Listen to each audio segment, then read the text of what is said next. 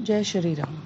आज हम करेंगे रामचरितमानस अयोध्या कांड, पृष्ठ संख्या 433-434। सुनी मुनि बचन राम सकुचाने, भाव भगति आनंद धाने। तब रघुबर मुनि सुजसु सुहावा, कोटि भांति कही सबहि सुनावा। मुनि के वचन सुनकर उनकी भाव भक्ति के कारण आनंद से तृप्त हुए भगवान श्री रामचंद्र जी सकुचा गए। तब श्री रामचंद्र जी ने भरद्वाज मुनि का सुंदर सुयश करोड़ों प्रकार से कहकर सबको सुनाया। सो बड़ सो सब गुण गन गेहु, जेहि मुनीस तुम आदर देहु।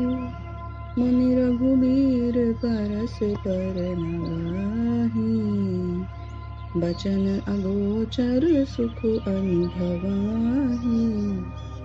उन्होंने कहा, हे मुनीश्वर, जिसको आप आदर दें वही बड़ा है और वही सब गुण समूहों का घर है। इस प्रकार श्री राम जी और मुनि भरद्वाज जी दोनों परस्पर विनम्र हो रहे हैं और अनिर्वचनीय सुख का अनुभव कर रहे हैं। यह सुधि पाई प्रयाग निवासी, बटु तापस मुनि सिद्ध उदासी। भरद्वाज आश्रम सब आए, देखन दशरथ सुवन सुहाए।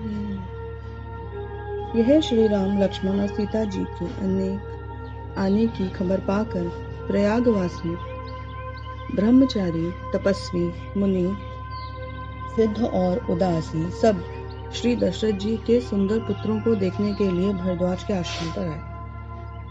राम प्रणाम कीन्ह सब काहू, मुदित भये लहि लोयन लाहू। देहि आशीष परम सुख पाई, फिर सराहत सुंदरताई। श्री रामचंद्र जी ने सब किसी को प्रणाम किया। नेत्रों का लाभ पाकर सब आनंदित हो गए और परम सुख पाकर आशीर्वाद देने लगे। श्री राम जी ने सौंदर्य की सराहना करते हुए वे लौटे। राम कीन्हि विश्राम निसी, प्रात प्रयाग नहाई। चले सहित सिय लखन जन, मुदित मुनि सिरुनाई। श्री राम जी ने रात को वहीं विश्राम किया और प्रातः काल प्रयागराज का स्नान करके प्रसन्नता के साथ मुनियों को सिर नवाकर श्री सीता जी और लक्ष्मण जी और सेवकों के साथ वे चले गए।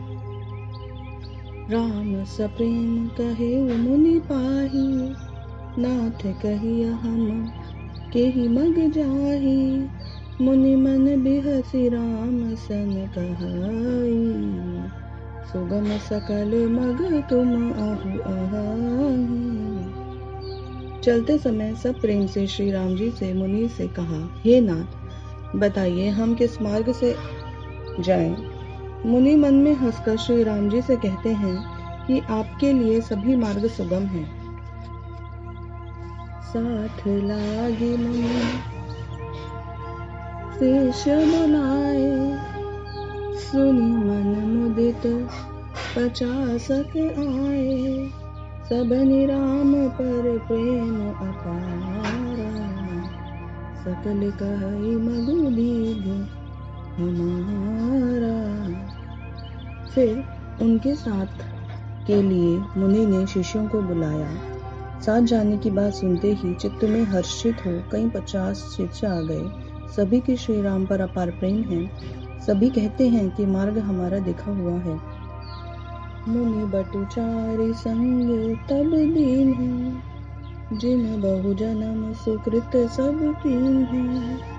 करि प्रणाम ऋषि आय सुपाई, प्रमुदित हृदय चले रघुराई।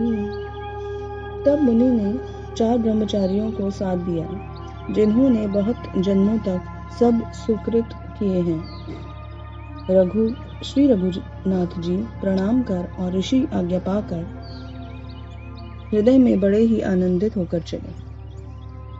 ग्राम निकट सब निकस ही जाई, देख ही दर सुनारी नर धाई, होई सनाथ जन्म फल पाई, फिर ही दुखित मनु संग पठाई।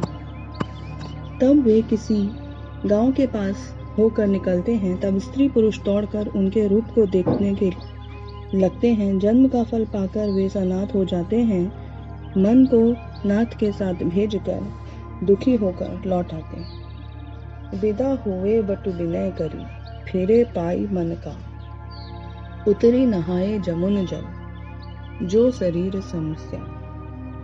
तदनंतर श्री राम जी के विनती करके चारों ब्रह्मचारियों को विदा किया। वे मन चाही वस्तु पाकर लौटे। यमुना जी के पार उतरकर सबने यमुना जी के जल में स्नान किया, जो श्री रामचंद्र जी के शरीर के समान ही श्याम रंग का है। सुनत तीर बसी नर नारी, धाये निज निज काज बिसारी, लखन राम सिय सुंदरताई, देखी करहि निज भाग्य बढ़ाई। यमुना जी के किनारे पर रहने वाले स्त्री पुरुष यह सुनकर कि निषाद के साथ दो परम सुंदर सुकुमार और एक परम सुंदरी स्त्री आ रही है, सब अपना अपना काम भूलकर दौड़े और लक्ष्मण जी, श्री राम जी और सीता जी का सौंदर्य देखकर अपने भाग्य की बढ़ाई करने लगे।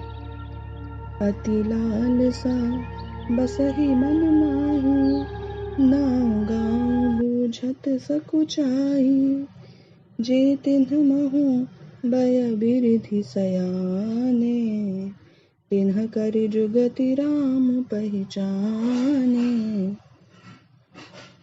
जय श्री